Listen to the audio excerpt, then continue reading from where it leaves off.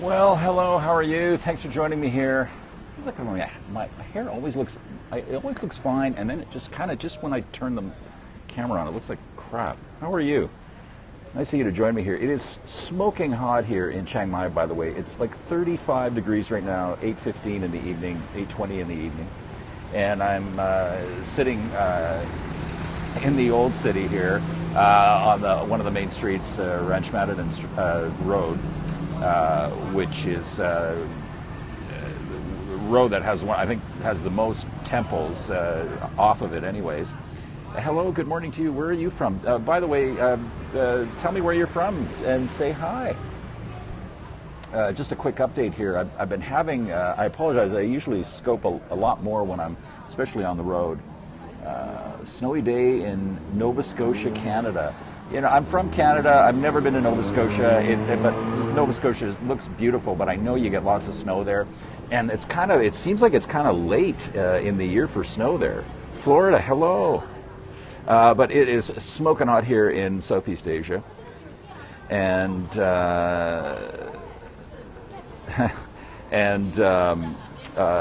like I said, it's 35, and this is slash and burn season, so we're getting more of the haze. Actually, I've been here almost a week now. Hey, Jerome. I've been here almost a week now, and the haze it seems to be getting thicker and thicker every day. So that's from the farmers burning stuff on the fields to clear the fields for rice and corn. Whatever they're growing here in Southeast Asia. So it's always, this time of year, always gets really smoky. And I was in Laos a couple of years ago around the same time, and the weather forecast was just simply smoke. But if you got any questions about traveling here in Southeast Asia, shoot them my way, or East Asia, Taiwan, Nepal, India. Hello, how are you? John Ho, how are you, my friend? You getting ready for Taiwan? John Ho is based in Hong Kong, and he and his colleague Jonathan J.K. right the guys are going to be going. They're going to be in Taiwan when I'm away.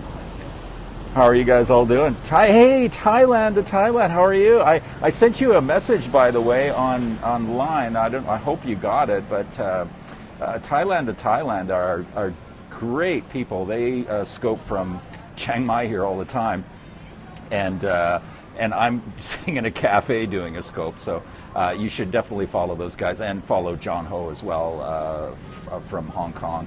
But I'm in Chiang Mai just for a couple more days, and I'm going to head up to Chiang Rai and see what it's like up there, and then I'll be in Bangkok for the last 5 or 6 days of the trip. Oh, cool. Well, I appreciate that. We'll definitely have to connect at some point. What am I up to in Chiang Mai? Well, I've been just, surveying the place. It's a significant travel destination, and I thought I should be here. I also wanted to kind of scope things out as far as the expat scene, because, Chiang Mai is, it's becoming like the digital nomad center of the world, at least, Savadi, at least, definitely, for sure. At least in Asia, this is definitely like a digital nomad center, and there's all kinds of people that are entrepreneurs that are working out of here because they can work with visas here, no problem, and the cost of living is cheap, and compared to other places, and the infrastructure is really good, so you can get high-speed Wi-Fi, and you can be connected really well here. And so it's becoming a very attractive place for people to come and live that are expats from all over the world. They do have a community, and there's lots of workplaces here, like not just cafes, but places actually you can pay a membership and go to every day and have high-speed Wi-Fi and have coffee and snacks and stuff like that. And then there's places, I visited one in a shopping mall here that is it's not a membership, but you go in there and they have all of the stuff set up, desks, everything, so you can work on your laptop all day if you want. Yeah, that was the plan. The plan was I was going to leave on Wednesday, so if we can't meet up, we'll definitely Skype for sure, because I would like to speak with you guys. I host a couple of podcasts as well, a video podcast and an audio podcast on iTunes. Hey, Virginia. And I really wanted to get the. I like to get a lot of people that are periscopers on my podcast because they're experts at what they're doing out there, and it's really nice to talk to them and share their story, and especially these guys, Thailand to Thailand, that are great scopers, and they've also got a great story about leaving, a regular life like everybody else has in the West with great jobs and trying a different way of things. Oh, I will definitely do that. I will definitely do that, my friend. Thank you. So it's really nice to share those stories with people so that they have options. Everybody should have options. So, when you see people that go out there and do something different, it's nice to share that. Okay, well, I will definitely check. I'm not familiar with them, but I will definitely check them out. Awesome. But I'm loving Chiang Mai. I love the Buddhist culture is very strong here. I love the temples. The Thai people are wonderful, so I've just been sort of feeling the city, and it's been great so far. I had a really good time, and I'm going to be heading up north. Hopefully, I'm hoping to do some trekking up into the hill country in Chiang Rai before I head back down to Bangkok. But Thailand's great. It's a wonderful place, and oh, thank you so much. I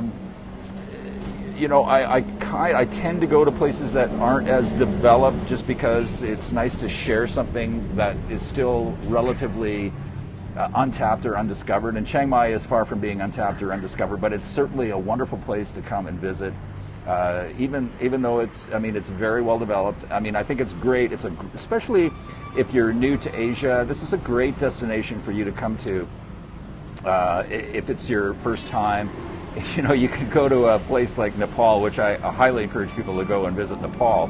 But it can be a little bit of a shock when you first go to a place like Kathmandu and you're dealing with grid loading where they share power and you don't have power all the time and things like that, and the water issues and stuff. And if you come to a place like Chiang Mai, you don't have to worry about things like that, but you still get the Asian culture. It's a nice introduction into the culture of Asia. But I certainly, if somebody wants to just go for it and come to a place like Nepal and they've never been to Asia before, I certainly recommend that. But Chiang Mai is a great introduction. And you can still go to places that are off the beaten track here in northern Thailand as well, which there's definitely lots of options. So I've been having some issues, though, with my SIM card, so I'm hoping to get some more scoping and Facebook Lives in before I leave. But there's certainly lots of people here that are doing great scopes on Chiang Mai. So thank you so much for checking me out. I will come back to you again, and hopefully from somewhere else besides a cafe. But I have to tell you, though, the cafes here in Chiang Mai, number one. Thai coffee is really good, and lots of selection here. I went over to the more developed side of town.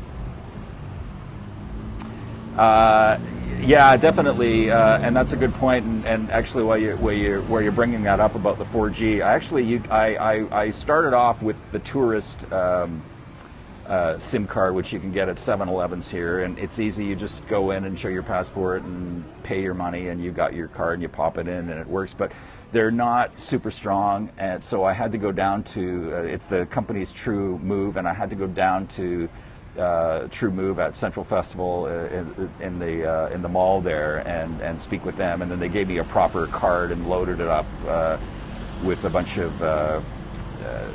of time for me, so that was really helpful. But for some reason I had to take my SIM card out and then pop it back in this afternoon, and it seems to be working again. So it wasn't working again for a bit, but I did manage to. But yeah, absolutely. Like if you want to stream, just so you know, if you're a periscoper and you're traveling around to different cities throughout the world, or at least in Asia, that these tourist SIM cards are probably not going to cut it for you. They just don't allow enough bandwidth to be able to do live streaming, and you need a significant amount of bandwidth to do live streaming. The other thing that you're going to run into too is if you're doing any live streaming from an event where there's like thousands and thousands of people around, there's a pretty good chance, unless you've got a another a router or something, that you're not going to be able to stream from those places because there's just too many people around, and for whatever reason, there's just not enough bandwidth to go around. So I've had that issue as well. I've had that issue in Taiwan